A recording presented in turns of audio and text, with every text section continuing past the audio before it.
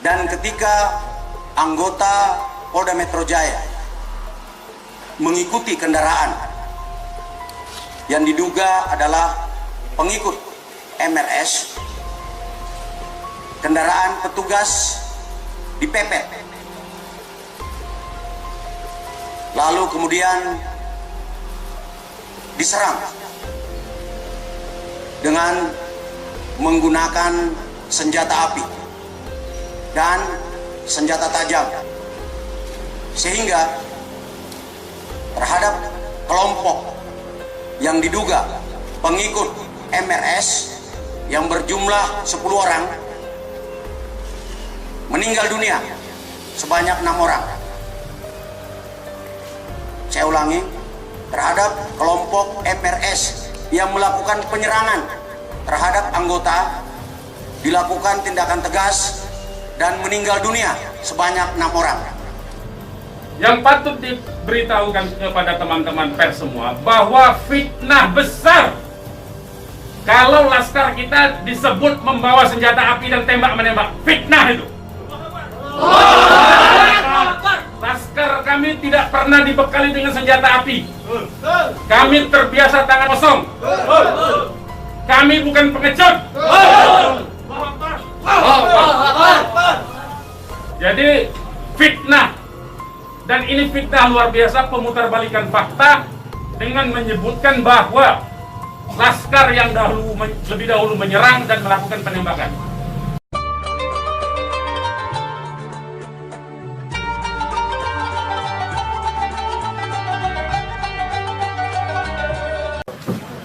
Baik, bismillahirrahmanirrahim. Assalamualaikum warahmatullahi wabarakatuh.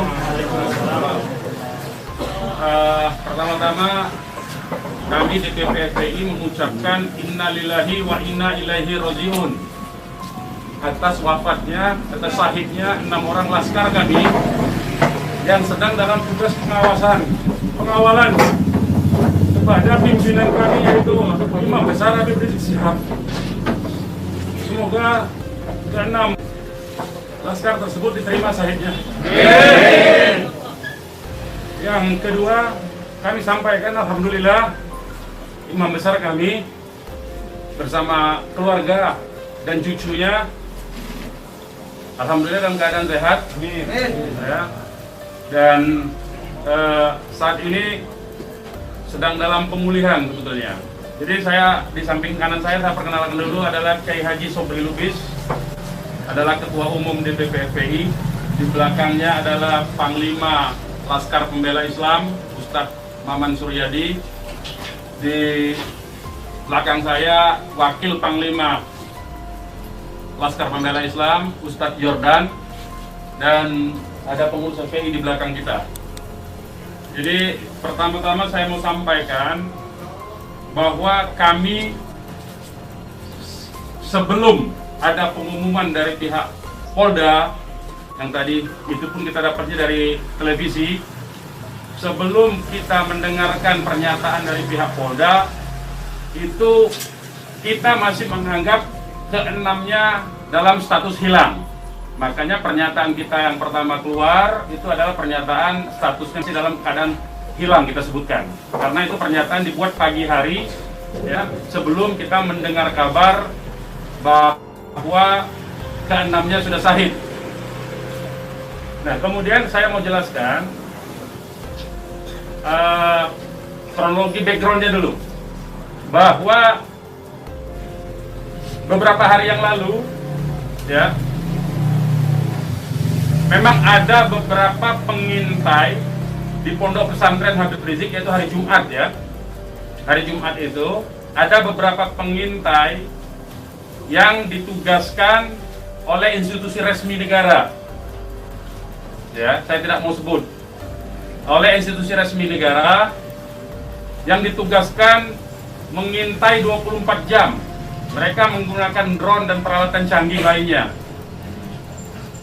Dan kemudian ada komunikasi dari laskar yang menjaga Pondok Pesantren Habib Rizik di Megamendung itu dengan para pengintai. Karena kebetulan mereka terjebak dengan cara pengintaian mereka sendiri yang tidak profesional. ada komunikasi antara laskar penjaga markas Syariah Megamendung dengan para pengintai.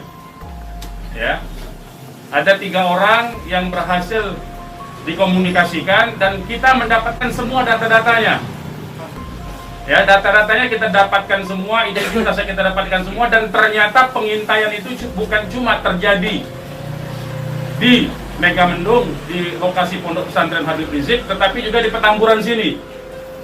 Posisinya di sebelah sana, ya, posisi para pengintai. Ada foto-fotonya kita dapatkan. Kemudian juga di Sentul yang sempat dilakukan aksi demonstrasi.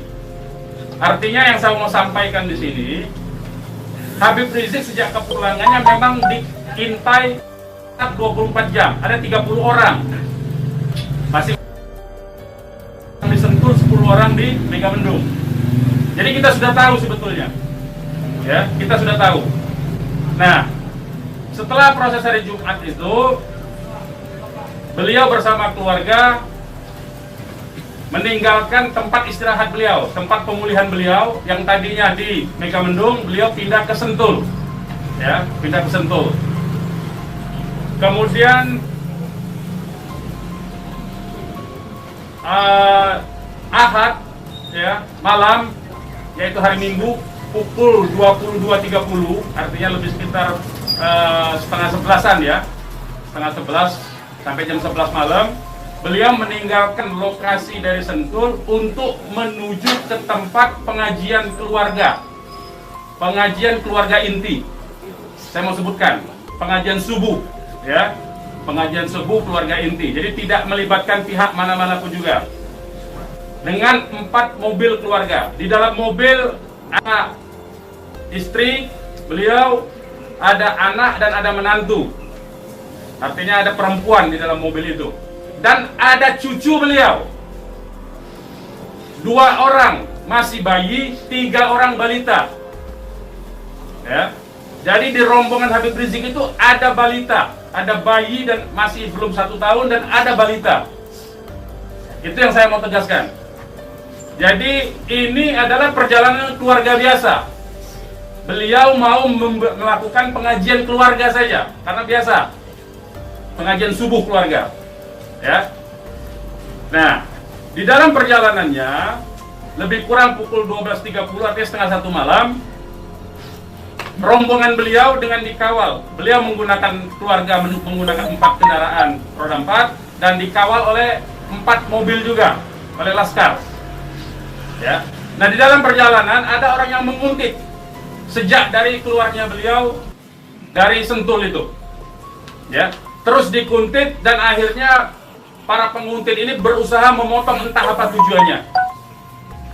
Kita sebut karena kita tidak tahu apakah dia petugas resmi atau bukan, karena dia tidak berseragam, ya. Harus disebut tidak berseragam. Ini orang-orang tidak berseragam. Berusaha memotong rombongan, ya, dan menyetop kendaraan. Nah, para pengawal tentu saja bereaksi untuk melindungi, ya, untuk melindungi Imam Besar Habib Rizik Syihab. Itu reaksi normal, karena memang mereka bertugas untuk mengawal. Reaksi normal. Yang patut diberitahukan kepada teman-teman pers semua, bahwa fitnah besar kalau laskar kita disebut membawa senjata api dan tembak-menembak. Fitnah itu. Laskar kami tidak pernah dibekali dengan senjata api. Kami terbiasa tangan kosong. Kami bukan pengecut. Jadi fitnah, dan ini fitnah luar biasa, pemutarbalikan fakta dengan menyebutkan bahwa laskar yang lebih dahulu menyerang dan melakukan penembakan. Kalau betul itu coba dicek senjata apinya, nomor register senjata apinya, pelurunya itu semua tercatat. Cek saja, silakan dicek. Pasti bukan punya kami, karena kami tidak punya akses terhadap senjata api. Dan tidak mungkin membeli dari pasar gelap. Ya, jadi bohong sama sekali. Apalagi di FPI, di kartu anggota FPI dan kartu anggota LPI disebutkan bahwa setiap anggota FPI dilarang membawa senjata tajam, senjata api, bahkan dan bahan peledak. Itu dilarang di kartu anggota kita punya. Ya. Nah, jadi upaya-upaya memfitnah, memutarbalikkan fakta hentikanlah.